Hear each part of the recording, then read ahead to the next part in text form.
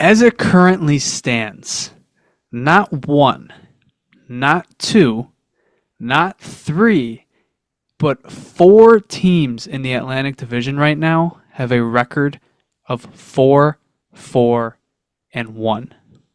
The Sabres, the Maple Leafs, the Red Wings, and the Boston Bruins.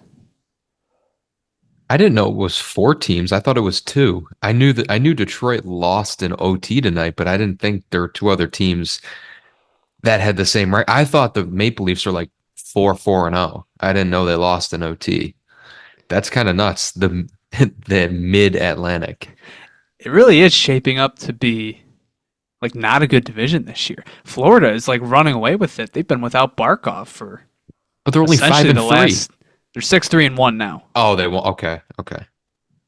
Some are saying it's the battle for first place tomorrow night. It is. This could be big. Not quite. The Sabres are now 4 points out. It could have been the actual battle for first place, but gotta whittle the margin down to just two. It's a 4 point swing, We're chasing after the division title at this point.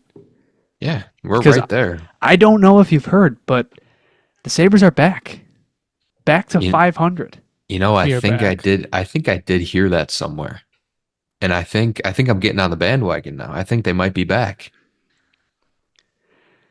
3 episodes ago, we were on here on a late Thursday night trying to digest a regulation loss to the Columbus Blue Jackets, and not even close to waving the white flag on this season, but definitely a different mood. And it was not too long ago, and here we are back to 500 just like that. The Sabres have won 3 straight and currently are tied for third in the Atlantic.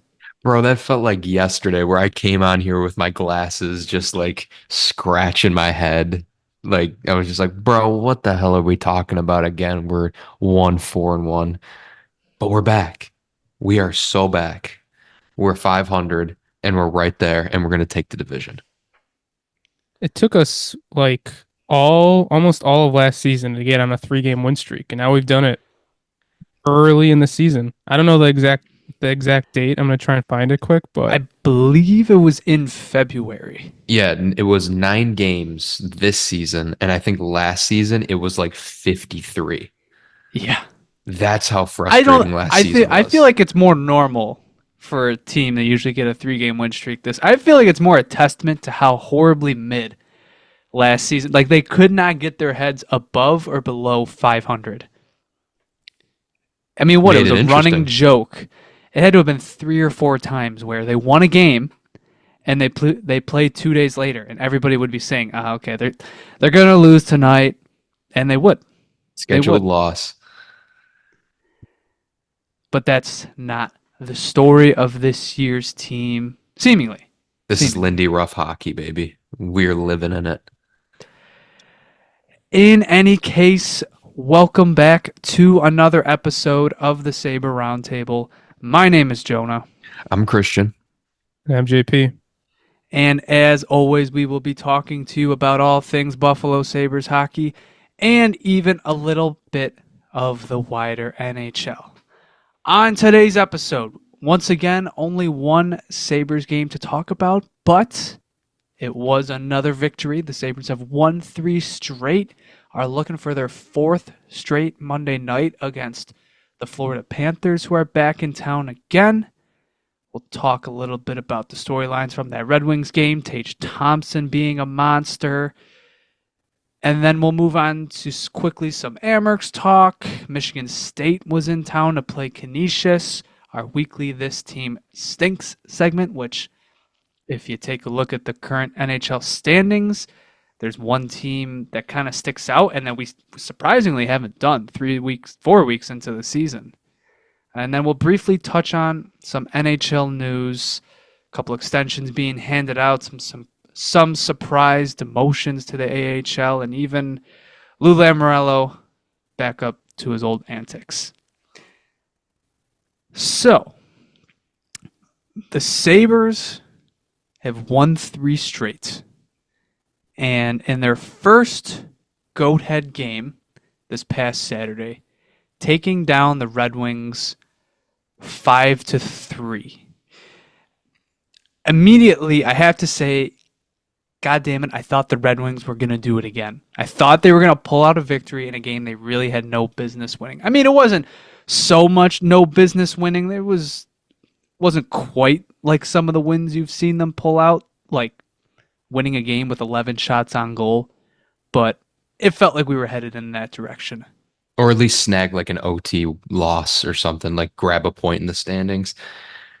They didn't deserve it. And I said that before the game started. I was like, this is the game the Sabres are primed to win. They're beyond due for a loss. And the hockey gods looked down upon us favorably. And we got the regulation win, which is big. Almost didn't. Very close to it not being a regulation win. That last sequence with, what was it, like 45, 30 seconds to go, where Detroit was threatening, whipping the puck back and forth in the zone, and someone, I don't know if it was Dylan Larkin, Lucas Raymond, takes a shot, and it goes off of like 2 or 3 things, and just somehow lands perfectly onto the stick of Patrick Kane. Don't know how it found its way. Lindy Ruff joked in postgame that, yep, of course it landed right on his stick blade. And, got to give Kane credit. I think he loves the city of Buffalo, maybe more than he's let on in recent years.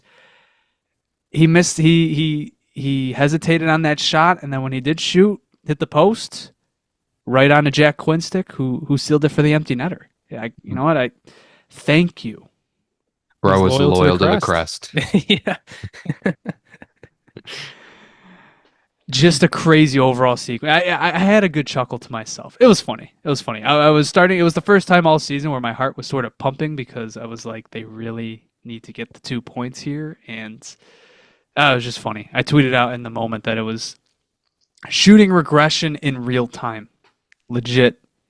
Wide open net, off the post, onto a Sabre stick, and hits the back of the empty net.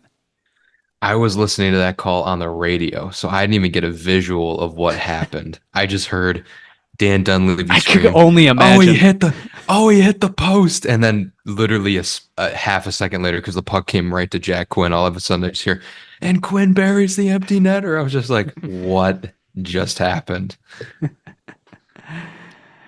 Crazy end to the game. But let's get into the beginning of the game. Most notably of all, it happened. The impossible happened. The Buffalo Sabres scored a power play goal.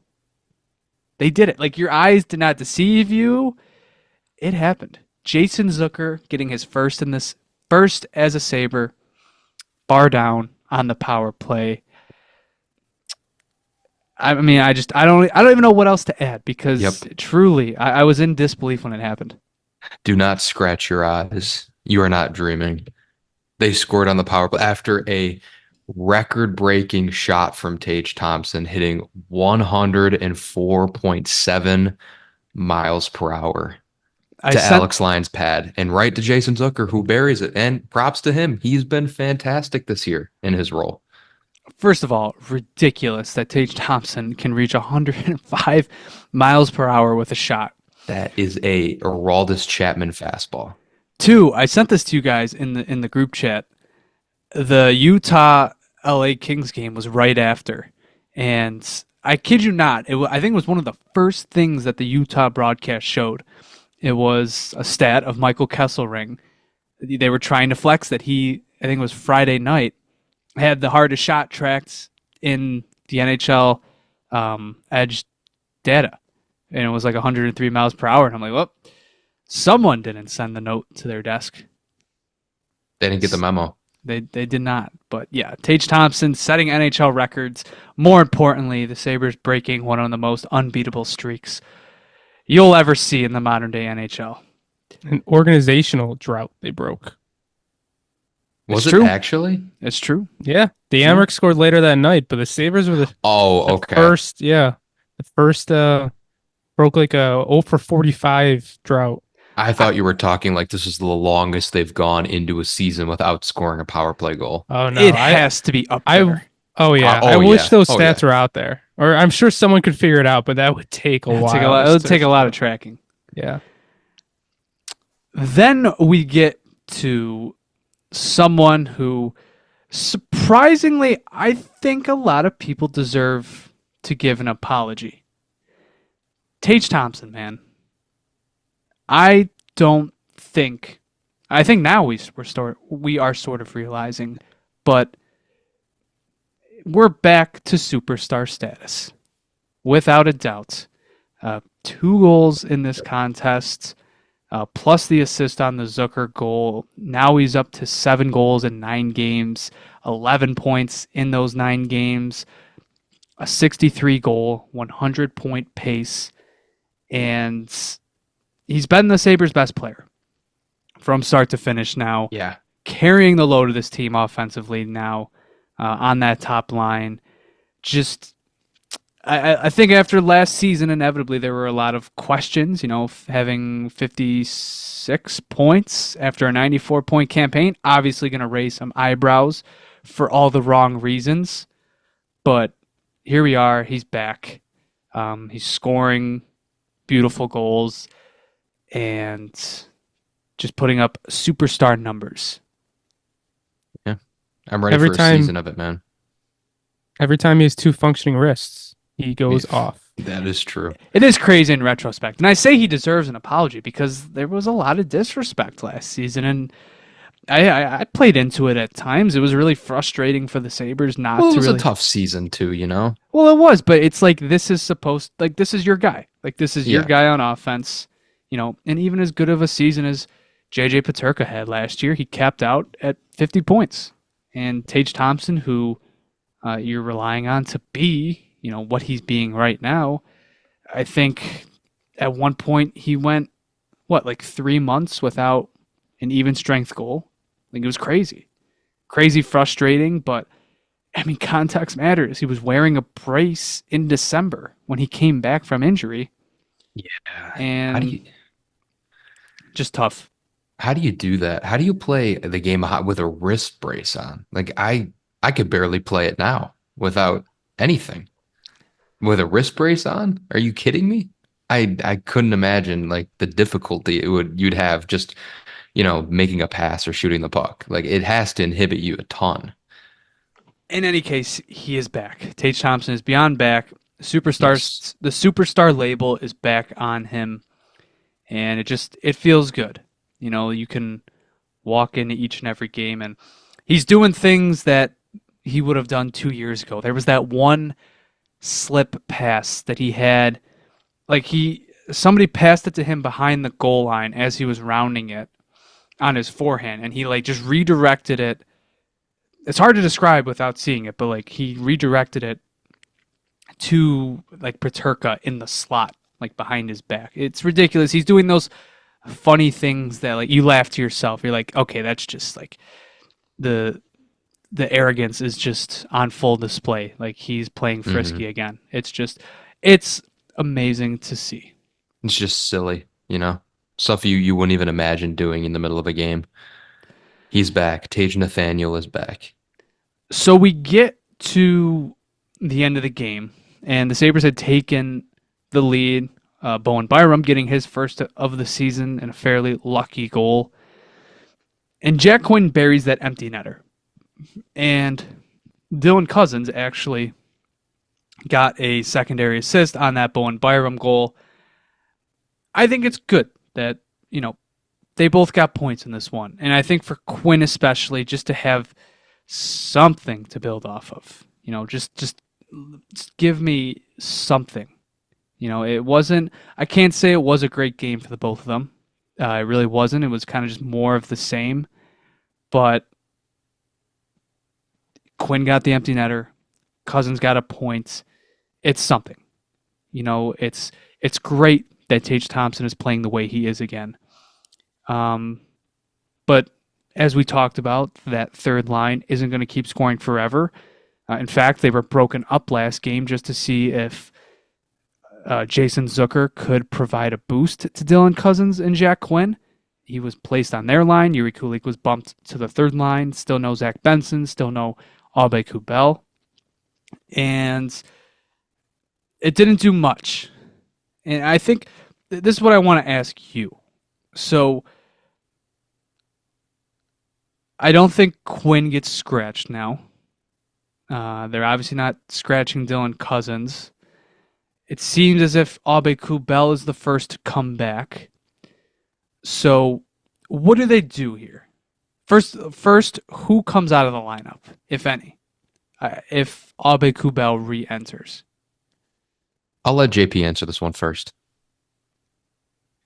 I think it's going to be Kulik, but I don't think it should.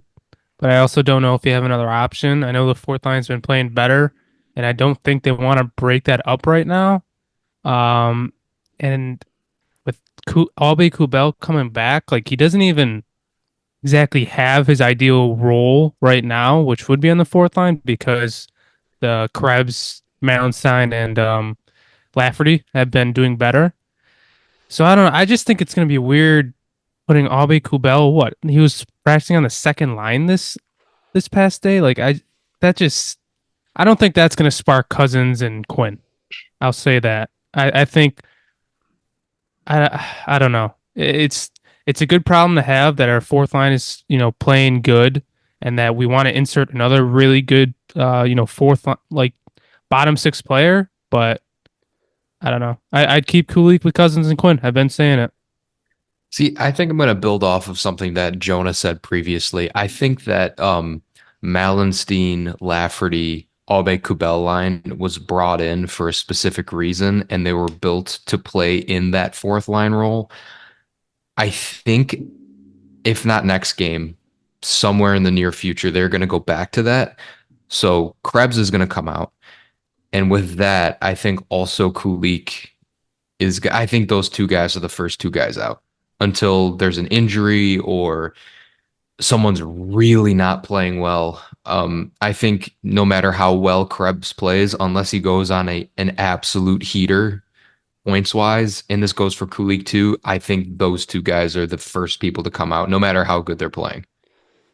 Yeah, and honestly, I didn't even really consider Benson because he's just like right, he's gonna kind go of back disappeared recently. Like he wasn't even. I think they're taking last one. I think they're taking their time. Yeah, that's fine. Well, yeah, which makes sense. Yeah, clearly something's lingering. It's not the type of injury that would stop him from playing, but clearly the type of injury that would. He still feels it out there, and it's hindering him somewhat. I think they're taking their time there just so things can slide into place, so that they have reason. Like they're just seeing how things play out. I think. Krebs, Mallenstein, Lafferty they're struggling to generate anything in terms of offense. Their expected goals for percentage right now is 37.83. It's not great. Not getting caved in defensively, just clearly losing the battle when they're on the ice. I think, it goes back to what I was saying. Like I think Abe Kubel was brought in to play with them, but I do think it's interesting that he was alongside Cousins and Quinn in practice. I don't know. I think from game one, or from like game 3, when we really began to talk about Cousins and Quinn being an issue, like I've really wanted to just get them away from each other. Like I really think you should.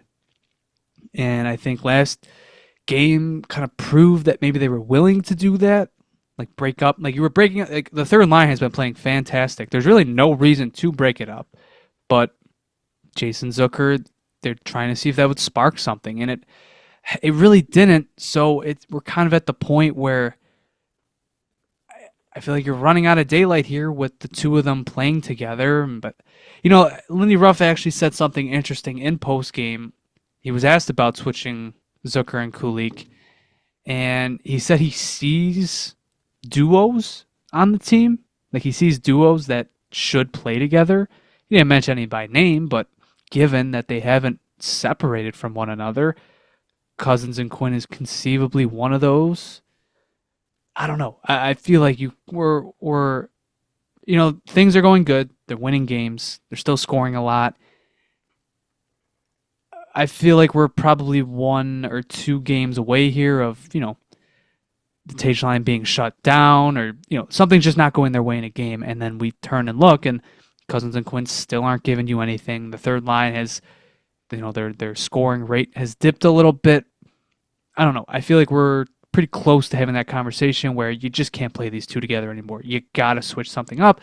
And, it was only one game, but that Columbus game where Cousins played with Benson and Kulik, super, super limited sample size.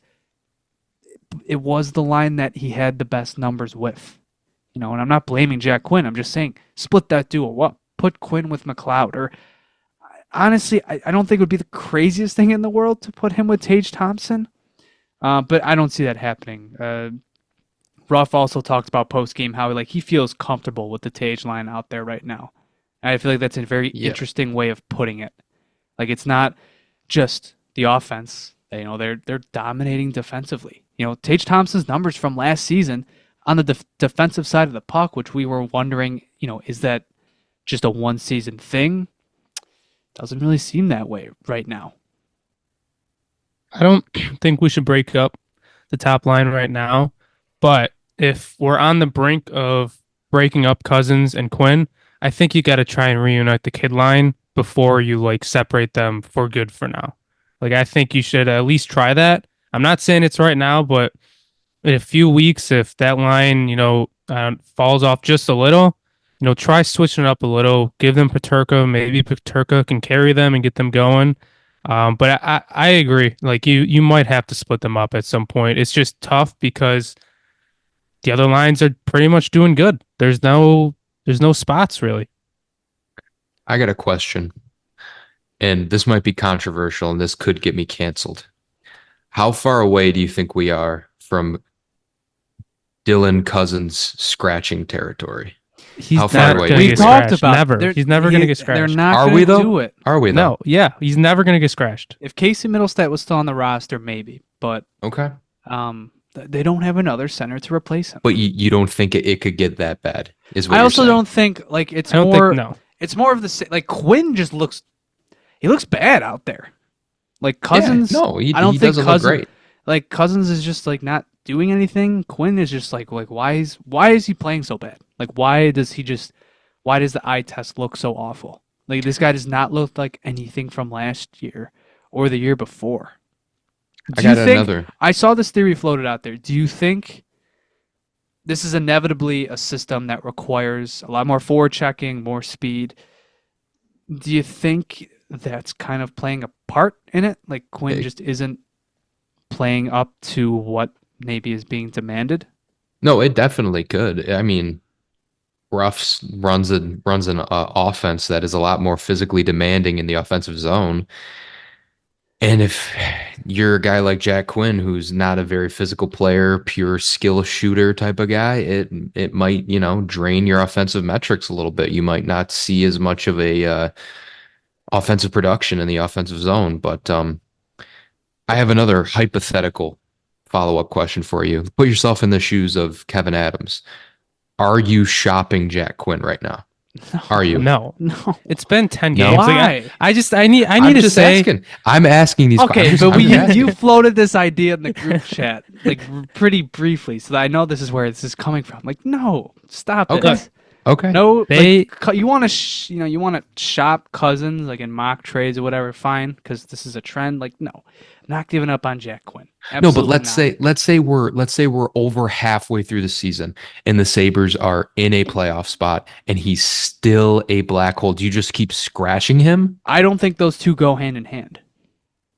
You don't think so? Unless Tage legitimately keeps scoring at a 60-goal pace. I don't look. I this team is built through its depth of talent, not depth total, but you have talent, you have superstar talent on defense, superstar talent, at least now on your top line, but at the very least your top 6 was supposed to be pretty talented. You were never going to be the Leafs walk in Right. and just star power your team, but you're kind of that healthy balance between, healthy balance between like a Leafs and a Bruins, in my Hmm. mind.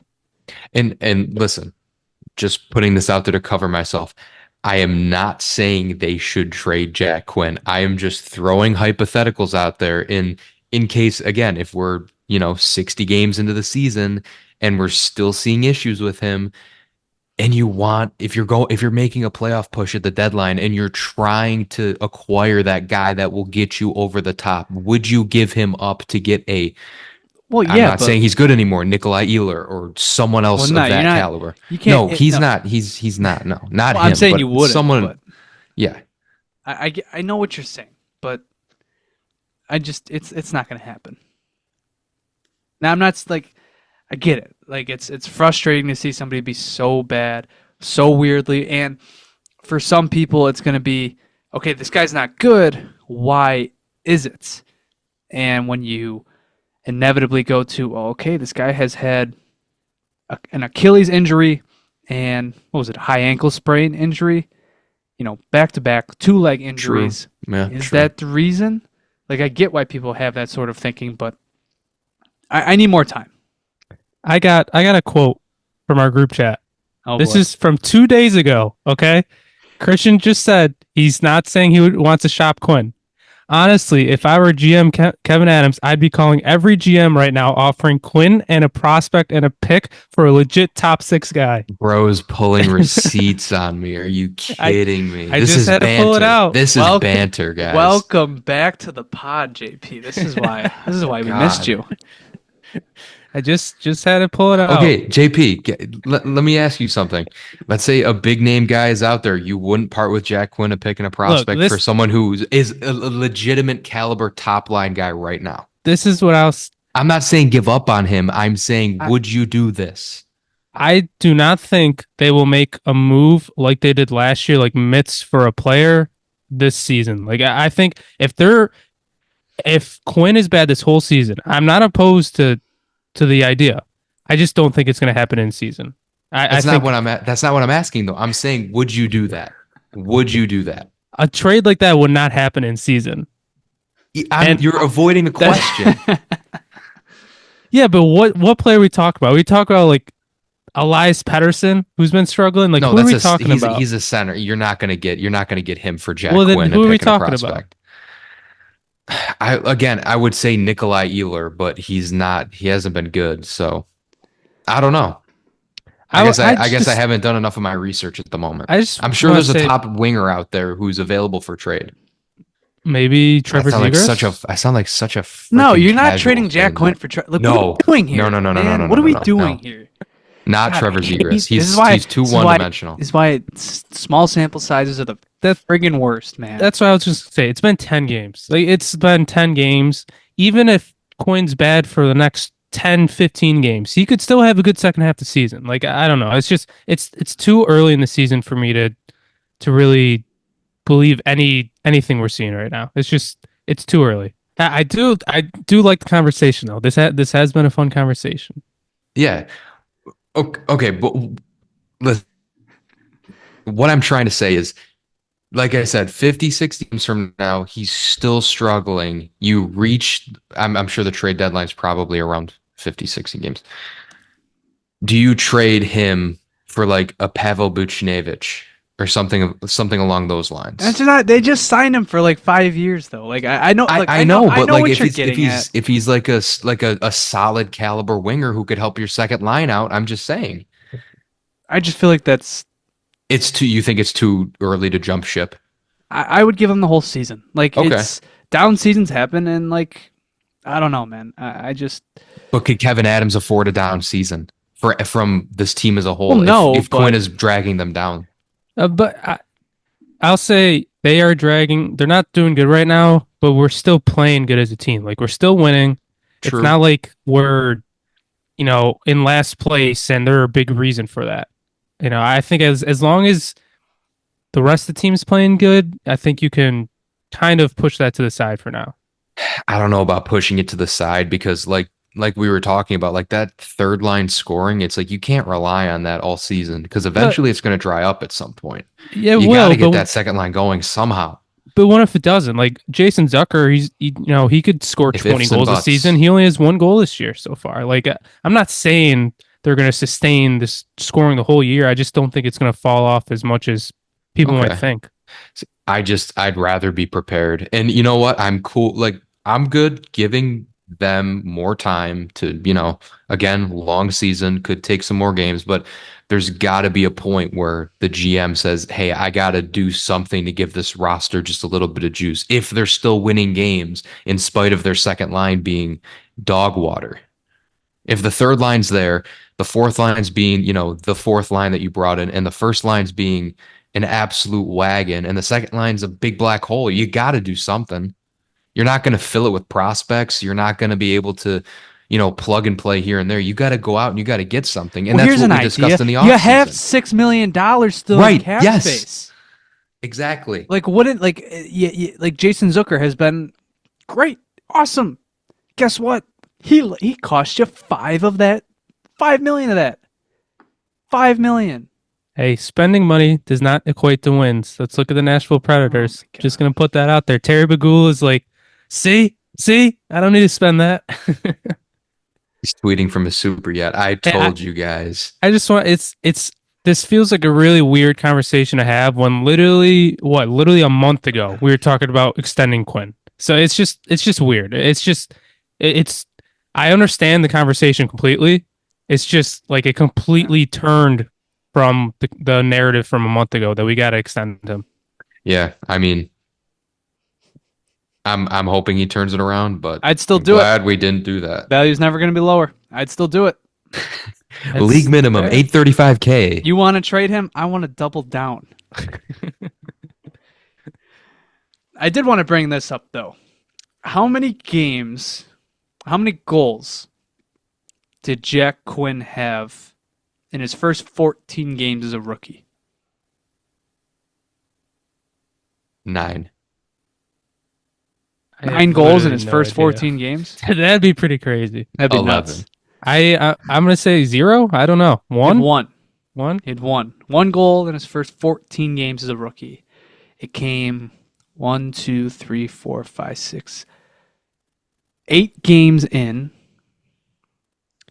against the Detroit Red Wings. Actually, no, 7 games in.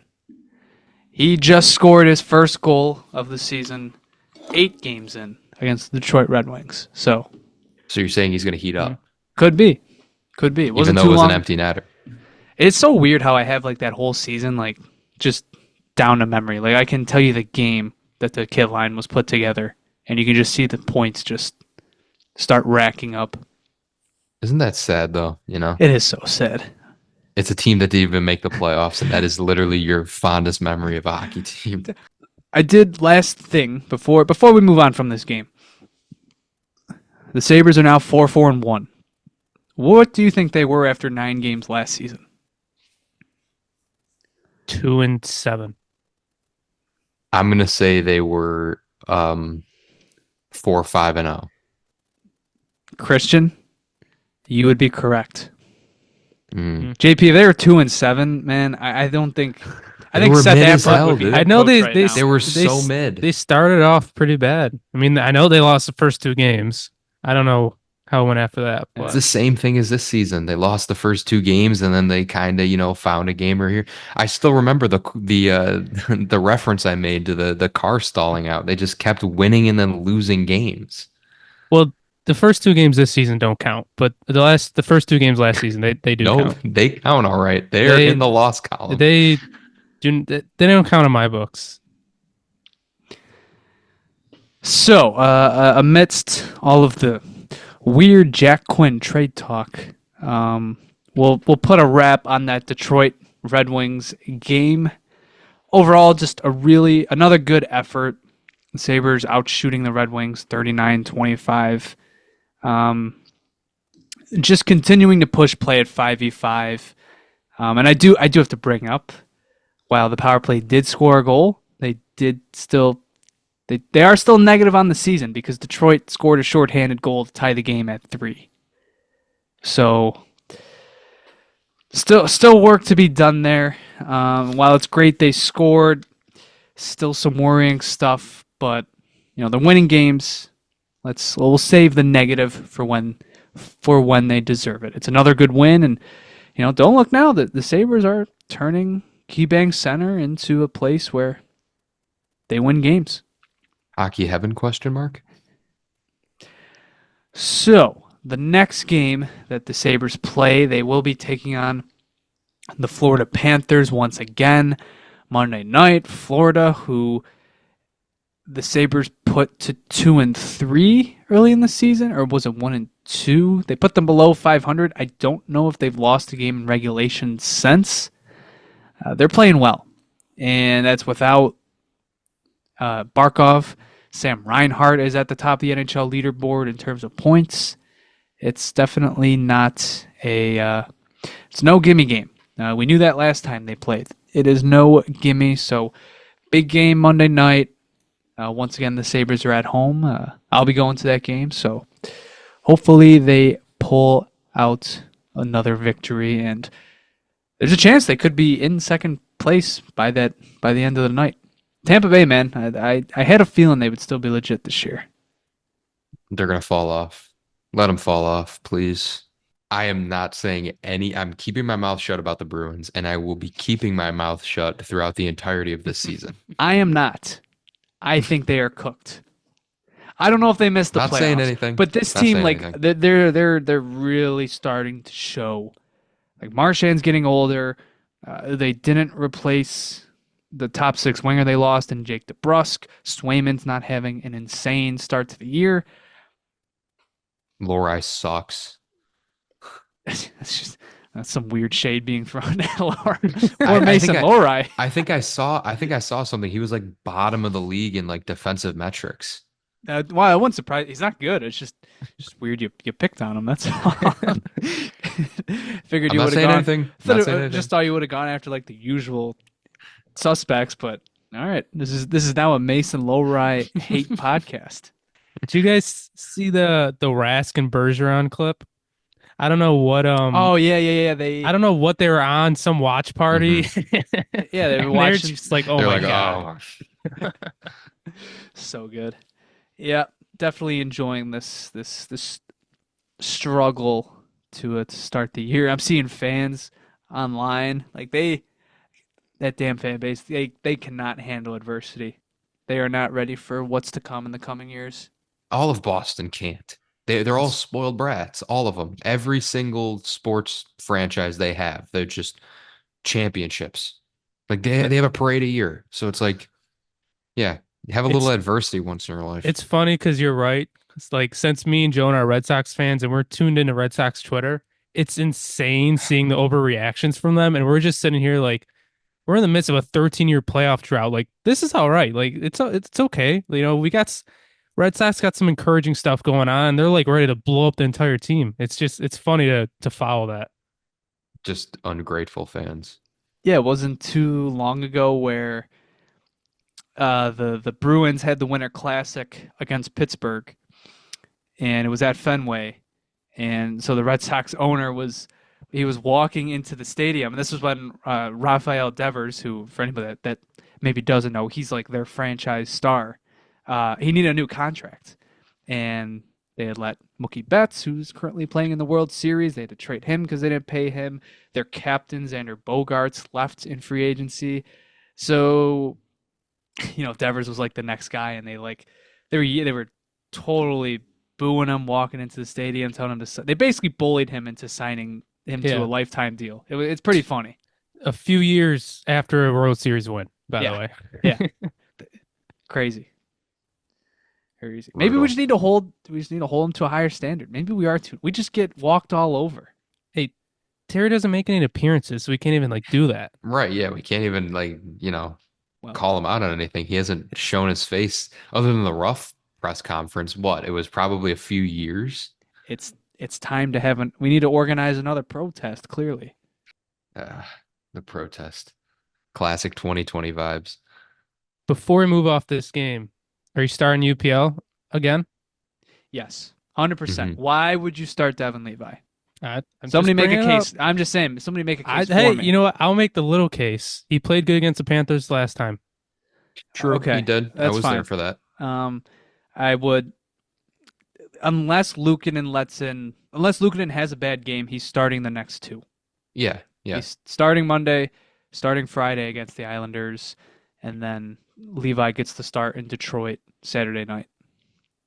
That's fair. Gotta say, I don't think I was on after Levi had his bad game, right? I'm pretty sure I wasn't.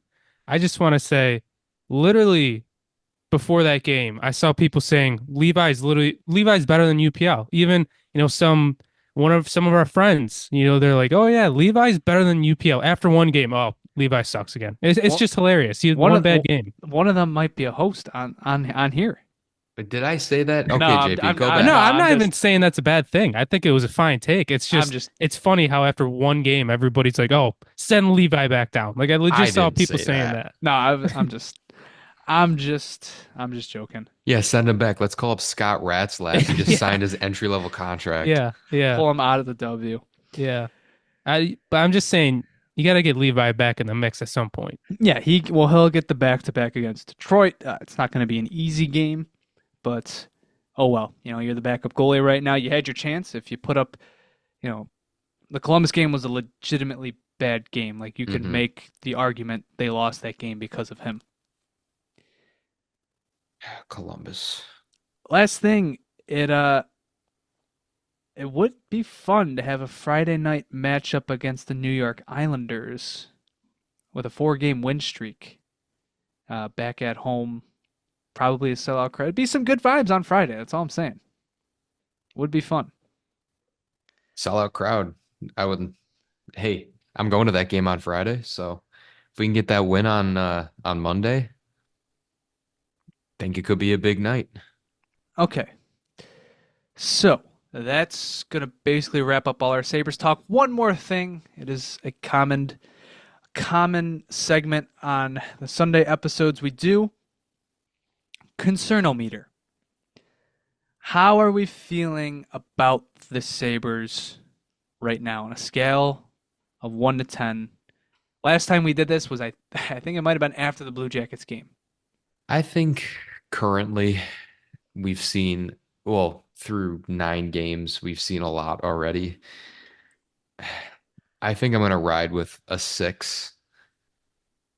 I did want to err more on the side of confidence, but I still really think that second line needs to get going before we can, legitimately just be a team that's hunting for that playoff spot. Or Um, possibly make a trade off of it. or maybe I'm not even just off of it. I'm grilling you today. I'm so maybe sorry. maybe not even off of it. I'm just saying for it. I, Just I, use your cap space, please. use the damn like most people would be like, "Hey, my team is 4-1-1 in its last 6. They're playing good. Maybe I should use some of that cap space I to mean, help out the team." maybe Right it could be now, too like, what do early you in the what season. move are you gonna make right now Right, to yeah. save the cap space? You're saying there's nothing they can do with that? There's Not nobody they not could 10 trade games for. into the season. You don't think they can make a trade? I don't think any teams are gonna make a trade 10 games into the season. Yeah, because most teams don't have $6 million in cap space. I'm just saying, I don't think you're not spending any money right now. Near the deadline, sure, we can talk They about just that. I don't said think we can Hockey talk Night about in that now. Canada. The Canadians are looking for a forward and a defenseman. Like, no, they Well, can. They absolutely can. they can, but it just doesn't happen. Well, yeah, because they don't. Yeah, I'm not going to say it again. You know what I'm going to say because they don't have the cap space or the assets. Most teams that do it are contending. Most contending teams don't have cap space or as many assets as the Sabres do. Like, there's nothing stop. It's just pure. It's either pure laziness or pure strings attached. It's what it is. Okay, back to the concernometer. Christian, what are we at? Put a number on it. Oh, I said 6. 6? Okay. Yeah. JP? I'm gonna say a 4. I'm feeling pretty good about the team right now. Um, everything is looking good. Their 5-on-5 is been really impressive. The one thing that does confuse me a little, I'm looking at Jay Fresh posted this today. It's expected goals for per 60 and 5-on-5. We're 24th in the league, which just seems crazy to me. So I don't know if we're due for some scoring regression at 5-on-5, which I guess could make sense, and hopefully our power play can actually maybe somewhat get on track. But that is a little concerning to me. And I also do want to point out while I have these analytics up, Detroit is last in the league by about zero point 0.4 goals per 60. I think they're the Just only. Are they the only team under two? yes, they are. And So fraudulent. right above them is our other favorite team, the Ottawa Senators. But I'm taking this with the grain of salt because I don't know how we're that low, to be honest. I think we've been playing very good at 5-on-5, so I don't know how we're that low. The three amigos, the Sabres, the Red Wings, and the Ottawa Senators. Always, always playing a mid-off with each other. I think. I think I'll just go direct in the middle. I'll say five. I think the big things are Tage Thompson being a monster, them having a first line. Uh, the Some of the big things are really encouraging and not unsustainable. I do think, and on top of it, Benson's not healthy, Abe Kubel's not healthy.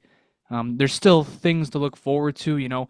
When Benson gets back, that's going to have a ripple effect. I mean, like it or not, Cousins and Quinn, they're gonna be better with even if it's Zach Benson on their line. I really like how Kulik has played, but he's not lighting it up. Um, I Can think I add in? Darlene hasn't even really gotten going. yeah, 3 assists the other day. I thought his best game of the season was against Dallas. He is starting to heat up himself. There's encouraging things, but it's still the same old. Like this team is going.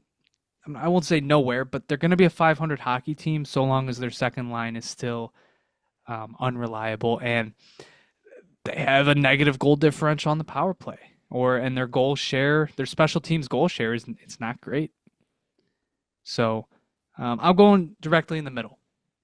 Give me a 5. So with that all wrapped up, why don't we move on? Let's talk about the Rochester Americans. Big 5-4 shootout victory the other night against the Cleveland Monsters. Most notably of all coming out of that game, Consta Hellenius with a sick shootout winner in, I believe it was the 5th round. Goes in on goal, sneaks it through the 5-hole. Just a cheeky little move for the 18-year-old, and the Rochester Americans walk out with the victory. One other thing I did want to note, Tyson Kozak. He had 5 goals in his first 55 games in his rookie AHL season. 5 and 41 last season. Actually, I might be flip-flopping those two around, but you get the idea. This season, in his first 5 games, he's already got 4 goals. Very encouraging stuff. We were talking about it over the summer, how he's really gone quiet since 2022. Not that he's been playing bad with the Rochester Americans, but slid down the depth chart, been playing in a more defensive role. Really needed to start finding the score sheet more. And 4 goals in your first 5 games, that's a heck of a start to the year. I was big on him when he was drafted and how he played in that first prospects tournament. And you know what? I think we're finally starting to see more of the Kozak, all right? Call that man up. No, don't do that. Not yet. He's not ready. And we did allude to it earlier, but the Rochester Americans also scored their first power play goal of the season. Brett Murray got them on the board. Call that guy up. Get him in the lineup right now. Don't even start that. Just don't. We're good. I think we're good. More prospect news. We previewed it a little bit last episode, but Michigan State came to town to play Canisius in a 2-game series this weekend. Most notably, Maxime Sturbeck and Patrick Geary, 2 Sabres prospects playing for Michigan State. Michigan State would predictably win both games. The first game was by a score of 3-0, and the second game 4-1, I believe it was. I was in attendance for both games. Got to give my alma mater credit. I thought they put up a good fight in both of those contests, but Michigan State inevitably having first, second round talent on that team. Trey Augustine was in net the first game, shut Canisius out. It was predictable, but still a fun experience to go and watch some Sabres prospects. I do have to say, I didn't want to talk about it, but that first game, I thought Sturbeck was like really, really bad. Not Yeah, in I terms heard of some like, bad things. not in terms of just like not like he was getting caved in or anything. Just a lot of turnovers, a lot of just I don't know mistakes. He was much better in the second game. The score sheet can tell you that as well. He had 2 assists, so that was encouraging. But definitely a first rough night for him. But I'll tell you this, man, he's huge. Some Canisius guys were trying to run him because him and Geary are on the first pair. Michigan State trusts those two a lot. He was not budging. He is a force. So, and I also did want to add in there was some Sabres people in the building from what I saw. Adams was in the building Saturday, as was Eppert and Jerry Fortin. So predictable. It's Keeping tabs on everyone. very cool to just have some Sabres prospects playing in essentially your backyard, and could have been a nice little trip for Red Wings fans. Michigan State game Friday night, watch the Red Wings Saturday afternoon, and then close it out with another Michigan State game Saturday. So, moving on from that, it's our favorite segment we do. Christian, take it away. All right. Well, on this episode of This Team Stinks, again, surprised it took us this long to get to this team. The San Jose Sharks.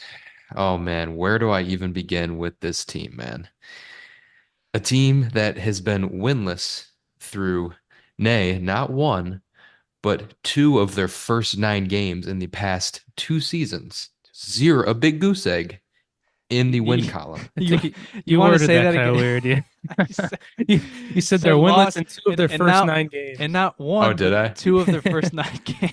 My bad. You're not Okay. wrong. It's just The San Jose Sharks. Where do I even begin with this team? They're winless, and not just their Jesus Christ. Fuck. This guy stay in. God damn it. Oh my god. I don't know where I'm at Just right now. okay. I'll do it for The you. Sa- I'll help hold on, you no, out. no, I'll give you a I got it. lifeline. I'll give you a got it. lifeline. The San Jose Sharks, who in 2 consecutive seasons have been winless in their first 9 games. I now Okay. hand it back to you, Christian. All right. The San Jose Sharks. Where do I even begin with this team, man? Just atrocious.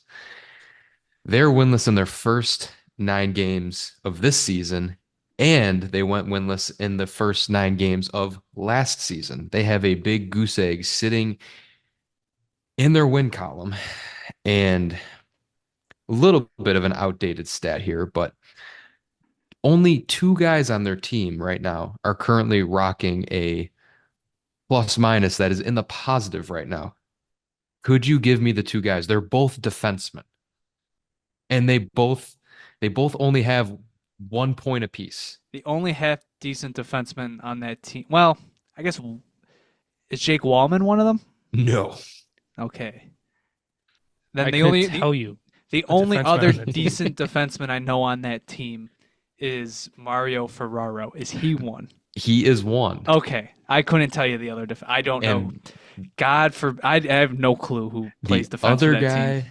the other guy who is the only other guy who's in the positive of plus minus right now is Jan Ruta. Oh my God, Ruda's still kicking around in this Jan league? Ruta. And you think that's as bad as it gets? It gets worse. Both of their starting goaltenders are rocking a goal save above expected of 3.88 and 4.00. And both of their save percentages are below 0.900, with Mackenzie Blackwood at 0.897 and Vita Vanacek at 0.869. Oof. Just an atrocious start for a rebuilding team. Is Macklin Celebrini still out? Because that'll just add. He is still out. Only got the 1 game. That is the icing on the cake for this team. This team stinks, and they will continue to stink this whole season. So we could fully expect when the Sabres make the road trip out there to San Jose, to Northern California, that they're going to lose 3-2 in overtime. Do you want to hear an encouraging stat though? Sure. William Eklund has 6 points in 8 games.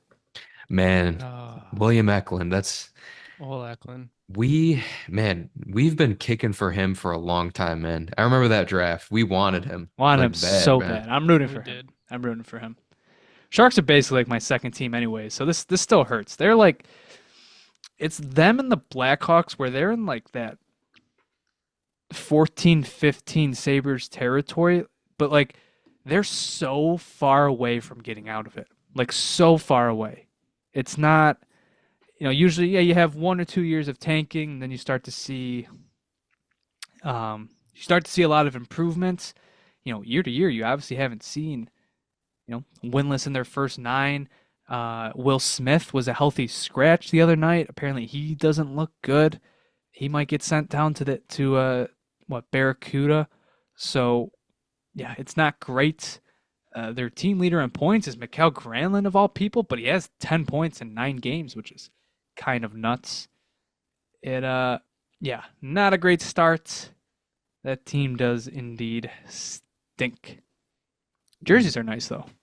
Oh yeah, fantastic. Is Logan Couture hurt right He now? is, yes. Okay, that's what I I thought. think he's out Yeah. for the season. Oh, that's tough. Yeah. Yep. Jesus. And then you lose your first round draft pick to injury too. Just brutal. Yeah, they are not even close to being anywhere near relevant in the near future. It They could take a few they years. do have what, one, two.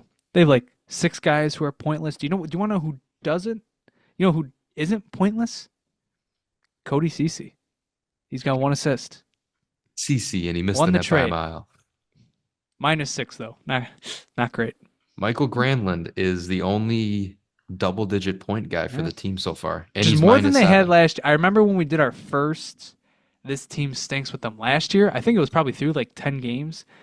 I think like Fabian Zetterlund was leading their team in goals. Jesus. Crazy. This is no disrespect to any of those players. I've never heard about any of them. Like you just said, Fabian Zetterlund. I was just gonna say who is he? Nico Sturm. Like some of these names, I'm like, I've No, never heard of them. Like no what the disrespect. hell? No disrespect, but who the is that Like guy? more than Who half are the you? team, I've never seen their names in my life. This man is a bona fide scrub. He can't play. No disrespect whatsoever, but he can't play. Yeah, not going great in San Jose. So, moving on from that, we can jump into some NHL news before wrapping up here. We can start with some big extension news. First, Shea Theodore of the Vegas Golden Knights getting a 7-year deal, 7 by 7.425. And then additionally, I guess the bigger news, Alexis Lafreniere.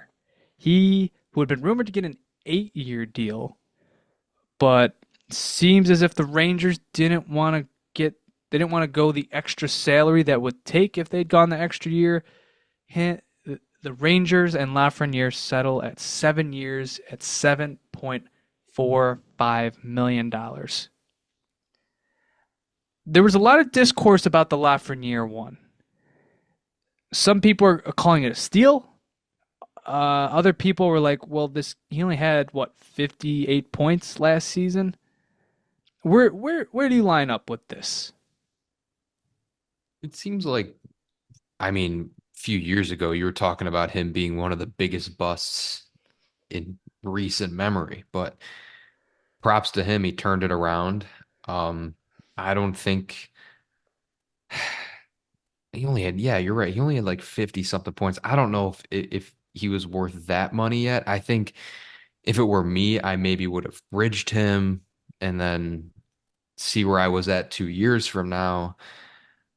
I don't think it's, the worst contract ever, but at the same time, I don't think he's going to live up to it in the short term. I think Interesting. he's going to have to take his game to another level if he's going to want to be, one of those guys in the upper echelon of the league making $7-8 million plus.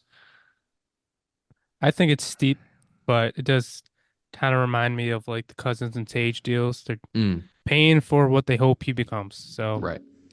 Yeah, I think it's an interesting trade off because he's not on their first power play unit, but at 5v5 he's exclusively playing minutes with Artemi Panarin. So it's kind of like I think he's legit. Like the bust allegations are gone. It's 100% like this guy's a legit player.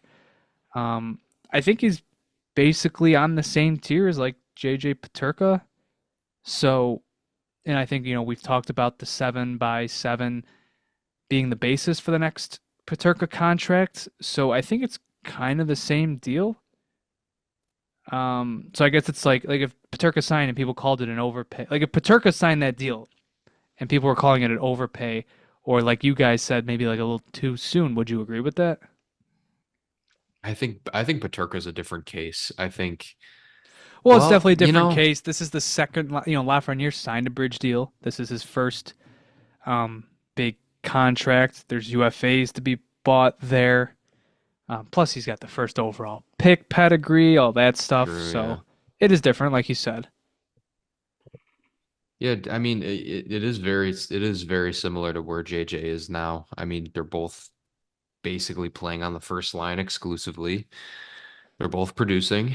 Um, but I don't know. I think you kind of get that team bias going too. You watch that player all the time, every single night when your team is on. I feel like if I was a Rangers fan, I was watching Lafreniere put up what JJ Paterka was producing, I would say, yeah, of course he's worth it. But if you're an outsider looking in, you're like, wait, this guy's making what?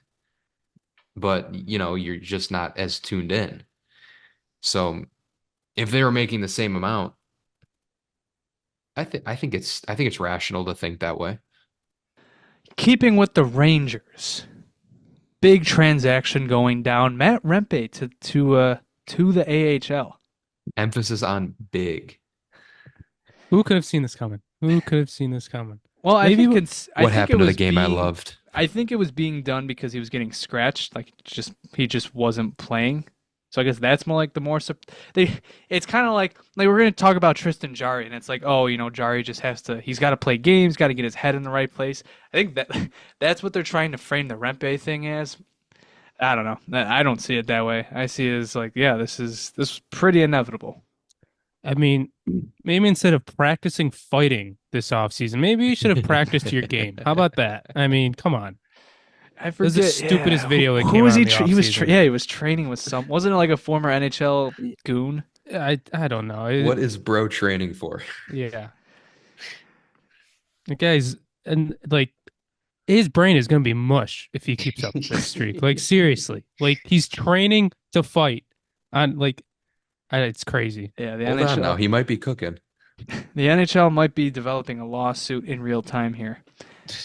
The other big demotion that we saw, as I alluded to, Tristan Jarry, who I have to mention, the last game he played was when he got pulled by the Buffalo Sabres after letting in 3 goals in the first period. He had been healthy scratched in a few starts, and now goes down to the AHL on a conditioning loan. So he's very akin to Jack Campbell, I might say. You think it's that bad? Here's the funny thing. So like he obviously has not been good. Like we saw it in that Pittsburgh game. Like Pittsburgh wasn't playing good defense, and like that's the whole part of it. He wasn't good. They're like bottom of the league in every defensive metric. Like the fact they're pinning this on him is kind of crazy to me. Like he's not playing good.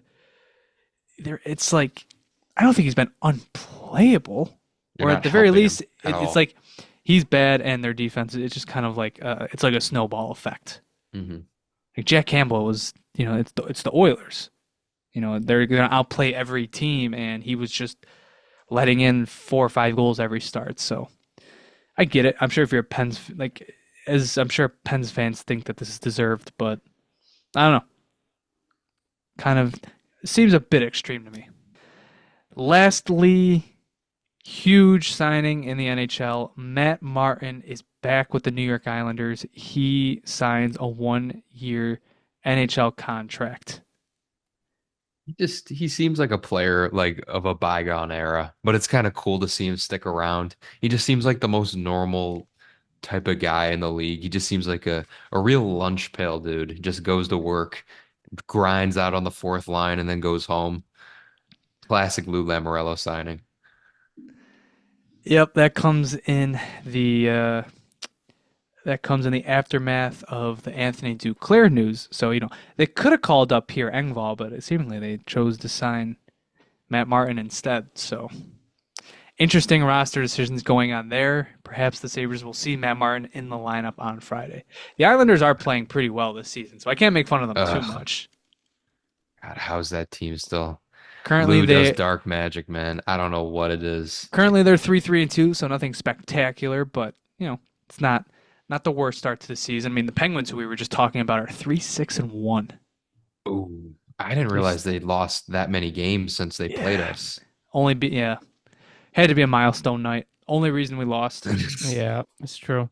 They are an honorable mention for this team stinks. They Could they be. might be on deck if Could this be. continues. Never forget the advice Lou gave Kevin on his first day as a GM.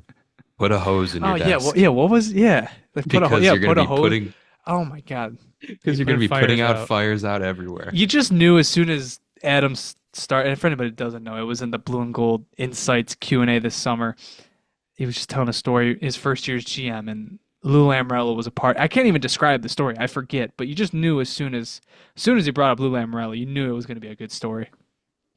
All right, so I don't think there's anything really else to add here.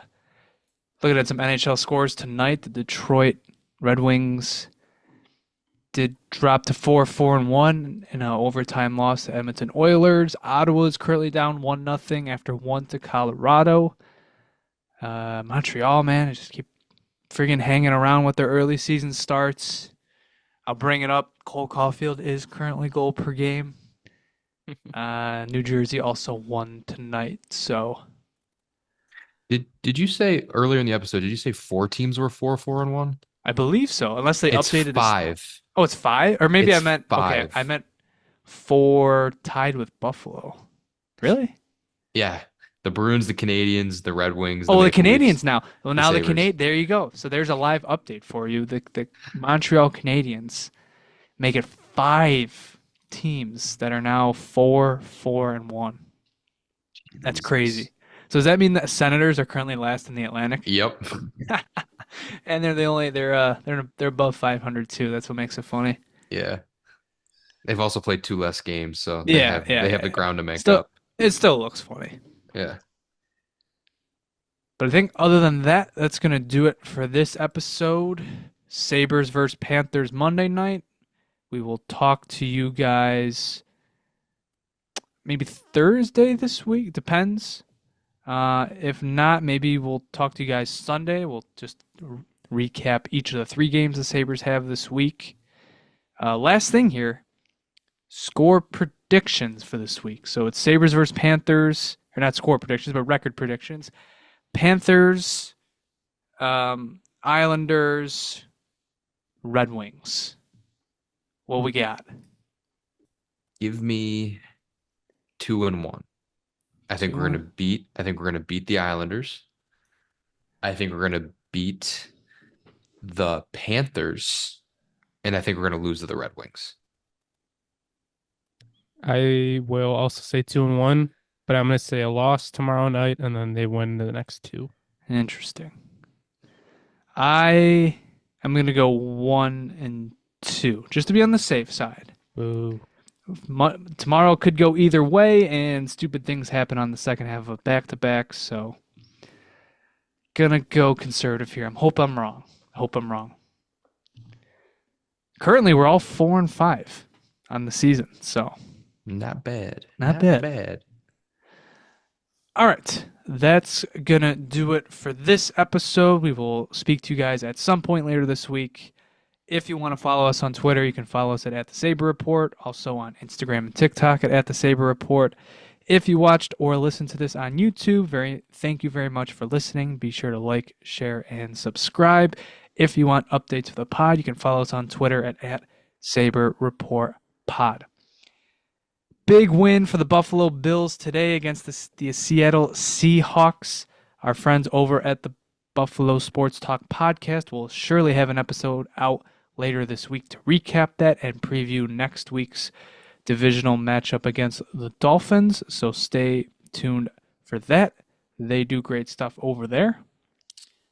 But I think other than that, that's going to do it. We will talk to you guys next time. Take care. And as always, go Sabres. Go Sabres. Go Sabres.